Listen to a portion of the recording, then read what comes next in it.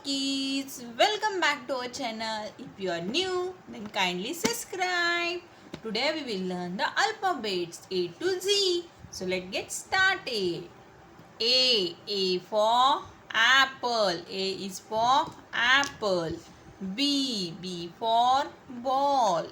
C for cat.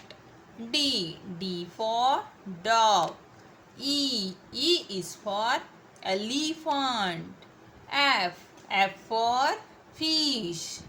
G is for gorilla. H for horse. I for ice cream. J for joker. K for kangaroo. L for lion. M for mango. N for nest. O for orange. P for peacock. Q for queen. R for rabbit.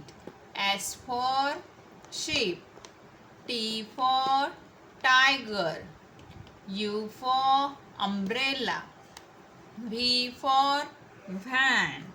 W for watch. X for xylophone. Y for yak.